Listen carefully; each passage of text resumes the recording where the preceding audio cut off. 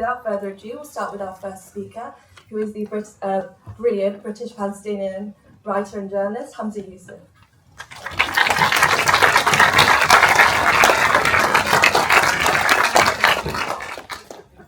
Thank you.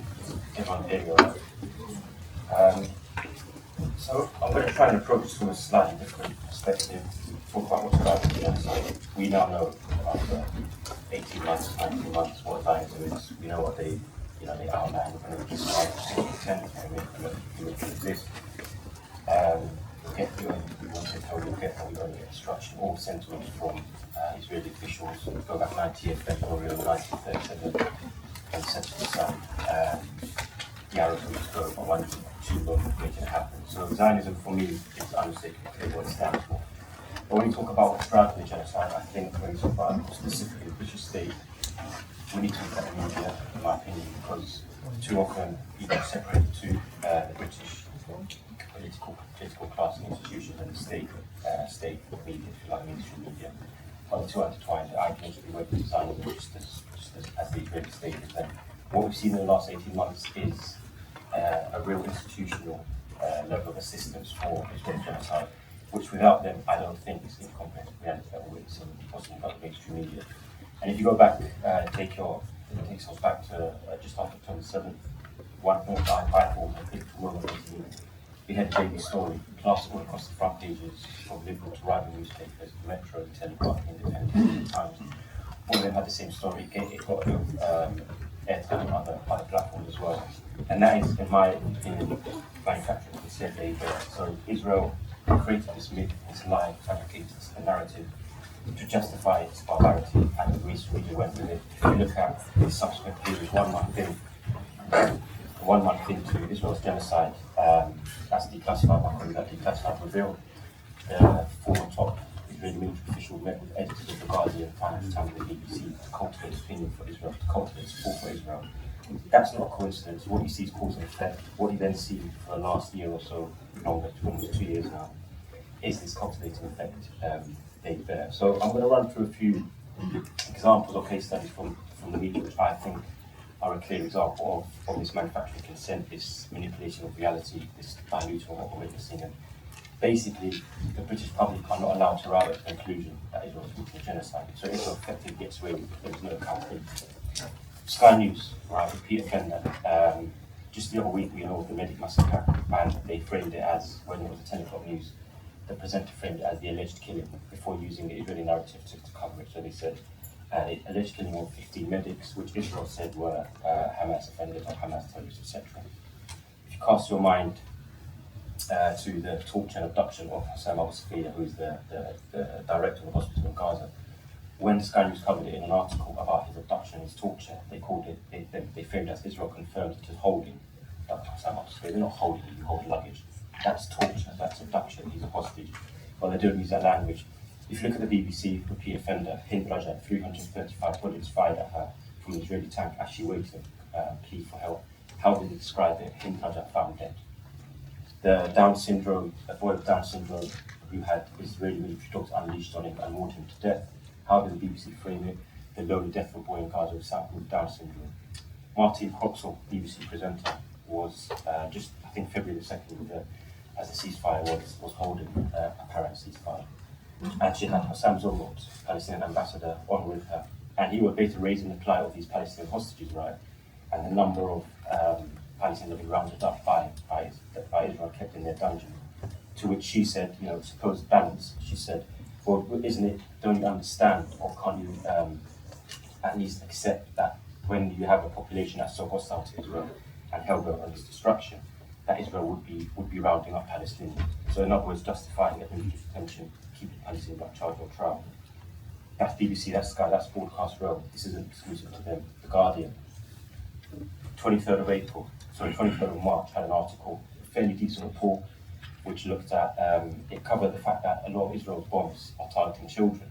Fair enough, you think, okay, fine, it took you a year, but you got to the conclusion anyway. Less than 24 hours later, Israel bombs a hospital, 24th of March. The Guardian's article, 5 children were killed in that. Bear in mind, 24 hours earlier, the Guardian had outlined that through its own reporting, that Israel's targets are disproportionately children. in its live coverage, it said Israel targets a hospital using in a limited operation using precise bombs. Even the 5 children were killed. So not even a Guardian's own work was used to discredit the Israeli narrative. Daily Express, Israel's reservist, 95-year-old reservist, as he joined the queue to express genocidal intent after October 7th, he said we need to raise their families about the people of Gaza. He said make sure these animals don't live. How did the Daily Express frame it? It said Israel's oldest fighter sends message of hope to boost troop morale. So that's not what he did. He diluted the reality. The Daily Express diluted reality, distorted perception, and deceived the public about Israel's intentions. Financial Times, when Israel was occupying and engaging in military campaign and oppression in the West Bank, as it reported on the plight of Palestinians, it said Palestinians won't be able to return as Israel remains in territory. They're talking about cleansing and occupation, and they're talking of it as if it's just moving house or going to different parts of land. These are all examples, right? So what we've looked at is left and right, supposed left and right, but there is no left and right when it comes to Israel and mainstream media. They all operate from the same hymn sheet. They all use the same playbook. And if you look at cause and effect, if you look at how this plays out, Israel knows it can commit whatever atrocity it wants, commit whatever crime it wants. It can continue committing this genocide, knowing that the media is going to dilute, it's going to distort, it's going to deceive, it's going to widen and sanitize the coverage. And that's why I say when we're looking at the British state, we're looking at complicity and the compliance of institutions. The British mainstream media is a key actor. We've now got names for massacres. You've got the Medic massacre, the Flower massacre, the Tent massacre. How many other massacres do we need? But again, you look at cause and effect. Israel is able to continually commit these crimes because it knows it's going to get away with it. The media's not going to. The media's going to cover for it. It's going to say, "I've got your back," and that's why we talk about systemic pro-Israel bias in the media. And I think we need to, as we move forward, we need to completely shatter this illusion that there is good and bad media. When you look at the likes of the Guardian, the Independent, the Mirror, they haven't come and sold in any glory. The Daily Mirror the other day got a lot of praise for a front page, in which talked about starvation of Palestinians in Gaza. Fair enough, decent reporting for once. But the same editor wrote, I think it was the defense editor, on the 8th of October, on the 9th of October, he penned an article in which he apparently had an exclusive from the Israeli official and said, I held a beheaded baby's head in my hands. That didn't happen. But the Daily Mirror is now trying to wash his hands from the complicity, and they're all doing the same. The BBC, the Guardian, Sky Times, Independent, Daily Express. So the point I'm trying to hammer home here is that when we look at how we strategize, how we organize, we have to look at the mainstream media. We are witnessing every single day people being burned alive. As I said, how many massacres have been named? The extent to which Israel's barbarity is made there is that I saw a headline the other day talking about twins that were killed in Gaza, and I thought it was referring to the 4-day-old twins from last February. It was a new set of twins that were killed. So Israel is now repeat offending. When it comes to atrocities and heinous crimes, Israel is a repeat offender. We've seen how many shredded limbs, how many devastated parents, how many mass graves, how many people have been killed in the most merciless fashion. And Israel knows, however it commits, it knows on incomprehensible reality, it's barbarism that's committed. It's going to get complete immunity in the mainstream media. Just to kind of illustrate this, in the first month, we refer to the kind of coverage and meetings and secret meetings. In the first month, very much 10,000 Palestinians were killed in that time. We saw the scene when our military had destination in Gaza. The Times had an article that said a month since 1,000 killed, which triggered a war in which 10,000 Palestinians died. Dehumanization there. One died, one is killed. So all of these linguistic tools, they may differ in mode. They may be diluting them, they may be distorting it. It might be propaganda by mission. They may be omitting certain context. I always ask myself, they make sure at the end of each article to include that they start on October 7th, but they don't include what was said after October 7th. So they want to paint only a partial picture. We only get a fragmented picture. We only get partial perceptions. You're not allowed to connect the dots because of the mainstream media.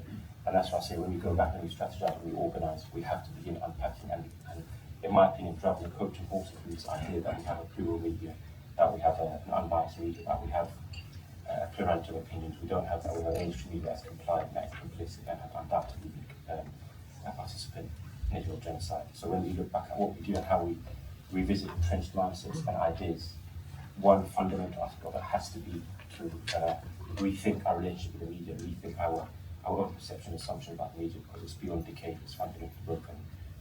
And complete dysfunction. And that's why we talk about accountability. It's not just for our politicians, the mainstream media, the editors, the journalists, all of those who penned these articles, who gave the airwaves to the Israeli officials. We completely hid the reality. We gave a very partial perception so that people don't understand the reality of Gaza. They are also complicit, and we need to hold them to account as well.